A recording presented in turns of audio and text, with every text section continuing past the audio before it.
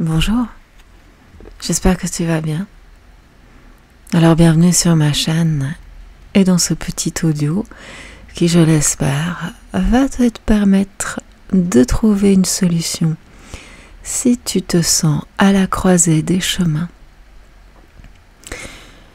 Souvent, quand on est face à une situation qui demande de prendre une décision parfois rapide, on n'a pas forcément les idées claires et on peut évidemment se sentir oppressé.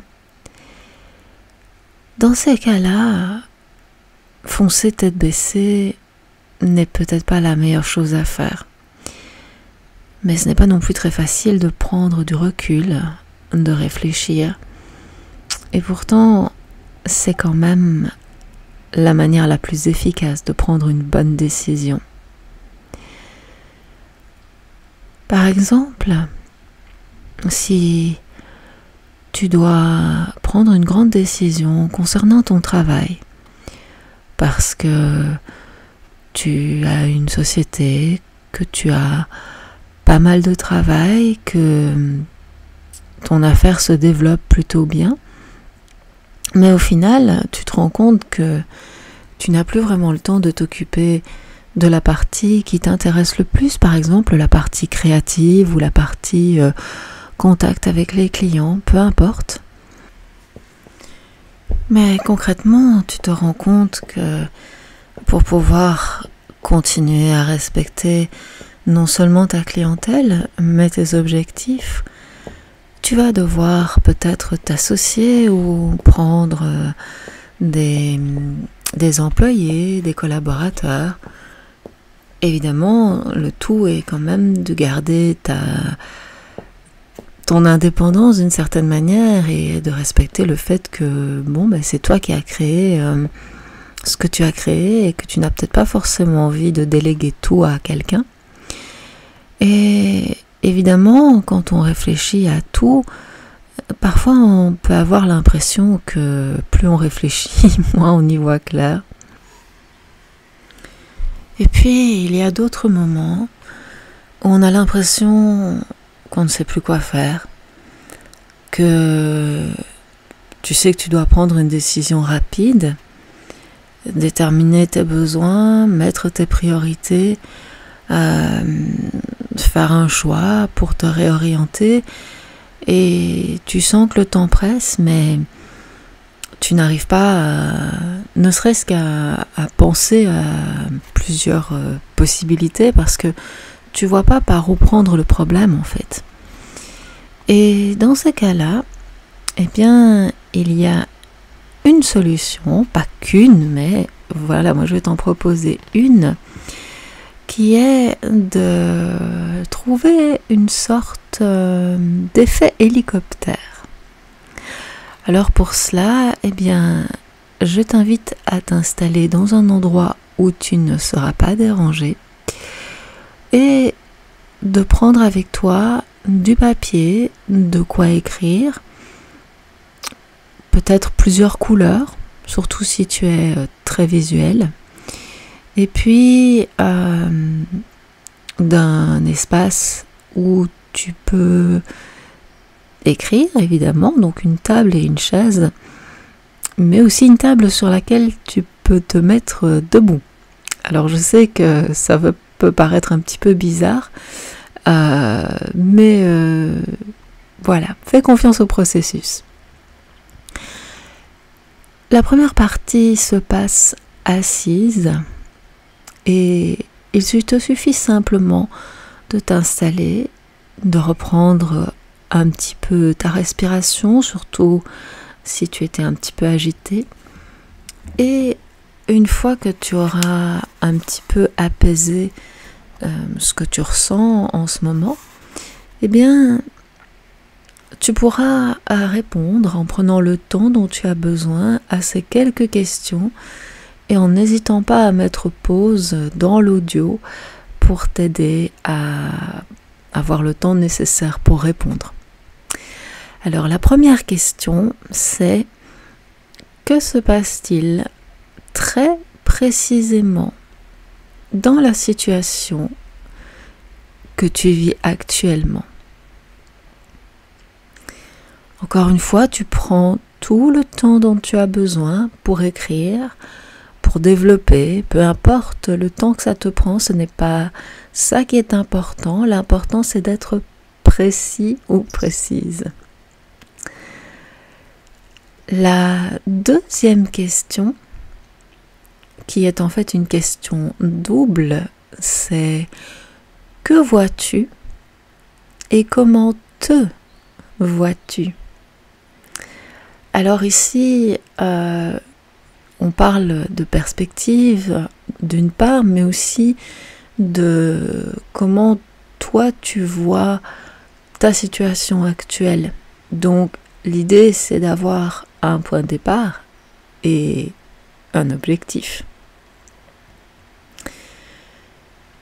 Et la troisième question, qui est une question double, encore une fois, c'est que ressens-tu et que fais-tu? Que ressens-tu, c'est là, ici et maintenant. Mais c'est aussi qu'est-ce que tu ressens par rapport à l'avenir. Et le que fais-tu? Eh bien, j'ai envie de dire que là, je vais te proposer de laisser parler ton cœur, tout simplement.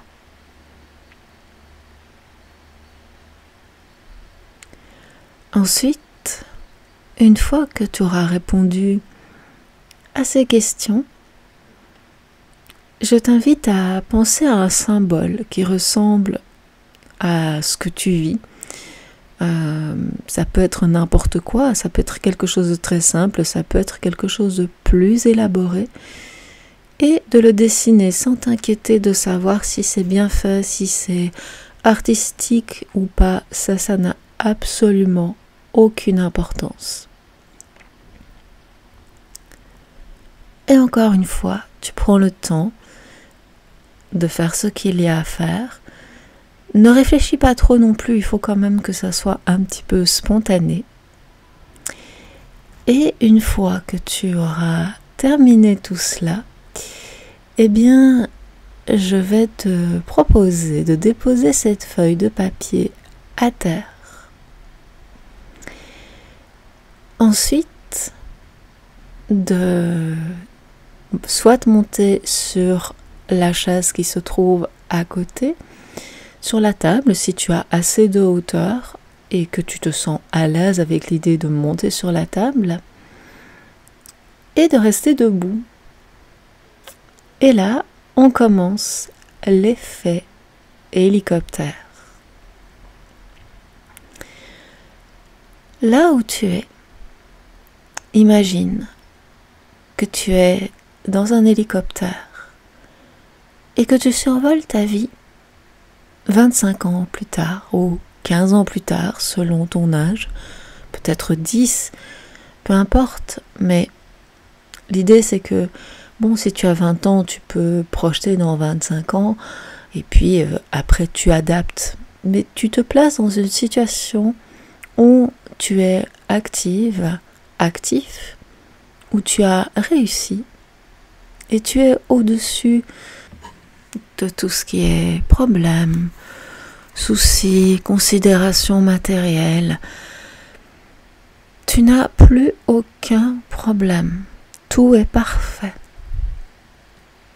Tu as réussi ce que tu souhaitais entreprendre et tu savoures ta liberté financière, ton sentiment d'accomplissement et la sérénité que cela engendre. Et tout en gardant cette attitude positive, détendue, sereine, eh bien, regarde la feuille qui décrit une situation dont le personnage principal se trouve à une croisée des chemins. Si tu étais son conseiller, son mentor, son ami, qu'est-ce que tu lui conseillerais? Et là, il est temps de redescendre pour aller écrire spontanément tout ce qui te vient à l'esprit sur une autre feuille.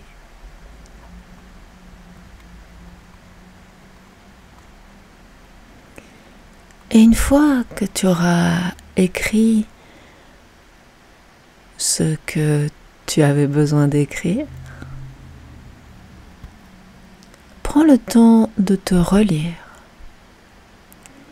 et de voir ce que tu apprends de nouveau sur la situation que tu vis actuellement. Est-ce que tu as vu une autre solution à ton problème?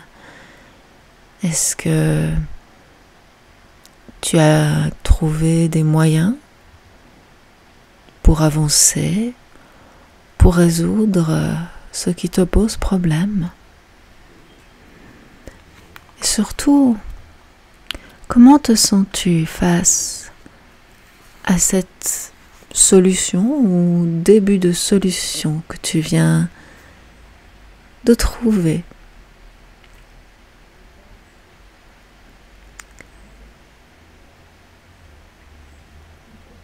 Parce que c'est bien de cela qu'il s'agit. C'est de trouver toi-même ce qui va être le mieux pour toi. Et même si on a souvent tendance à demander conseil autour de nous quand il faut prendre une décision, ou que nos proches nous donnent un petit peu leur avis, au fond, même s'ils sont extrêmement bien intentionnés envers toi, ça ne signifie pas pour autant qu'ils vont pouvoir t'aider. Tout simplement parce que leur vision des choses dépend de leur manière de voir le monde, de leur vécu, de l'endroit où ils se trouvent dans leur vie actuellement. Et d'ailleurs, c'est pour cela que quand j'ai quelqu'un en soins et que cette personne est un petit peu perdue et qu'elle me demande ce que je pense de la situation, je dis toujours, avant de dire quoi que ce soit d'autre, si c'était moi, personnellement, avec mon vécu, mes ressentis, mon expérience, je ferais telle ou telle chose. Mais ça ne veut pas dire que parce que moi je ferai ça, toi tu dois le faire. Et j'insiste bien là-dessus parce que comme nous sommes tous uniques et différents, certaines valeurs ou certains principes qui nous tiennent à cœur ne sont peut-être pas en résonance avec ceux des autres.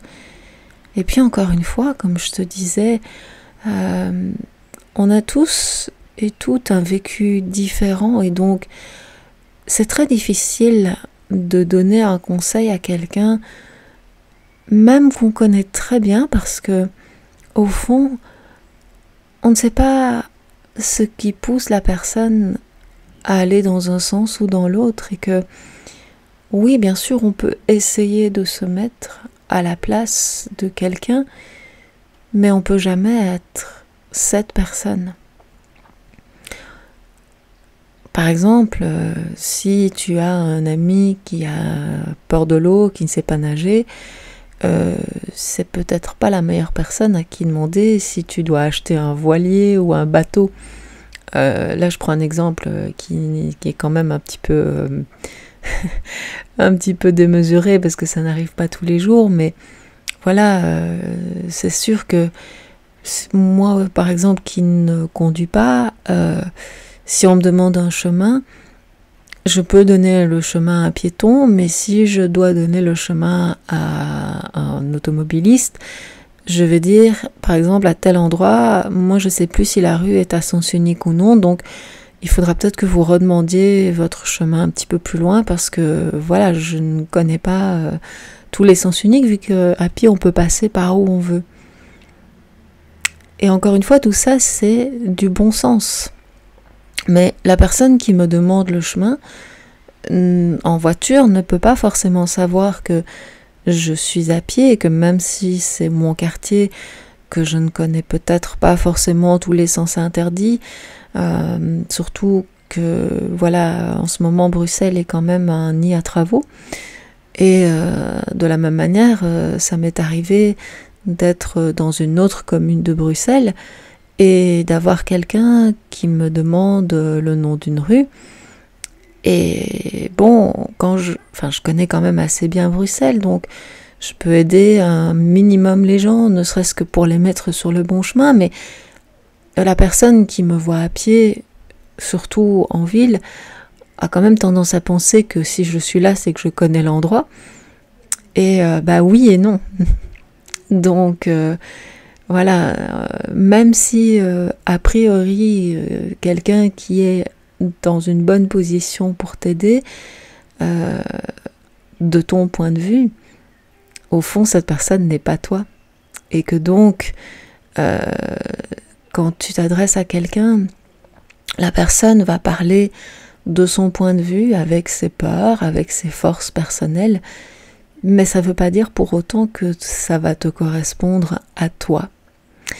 Et donc, c'est la raison pour laquelle je t'ai proposé ce petit exercice, prendre de la hauteur pour essayer d'y voir un petit peu plus clair et surtout de voir comment tu peux te sortir de cette situation qui n'est peut-être vraiment pas évidente à vivre en ce moment.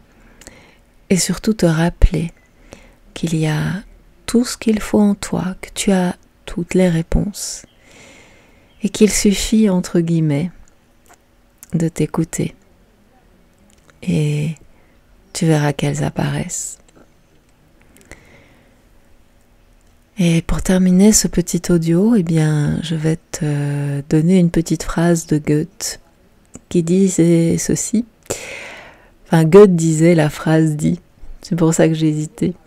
Fie-toi librement à tes sens, car par eux, rien de faux ne survient si l'esprit est éveillé.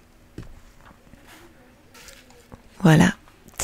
Ça, c'était mon petit coup de pouce du jour et j'espère qu'il va t'être utile parce qu'on a tous et toutes des moments dans la vie où on a besoin justement de prendre un petit peu de recul, de prendre des décisions et si tu l'as aimé, n'hésite pas à me laisser un petit pouce bleu. Peut-être à partager la vidéo, comme ça permet de donner une meilleure visibilité à ma chaîne et je te dis à très bientôt. Merci pour ton écoute.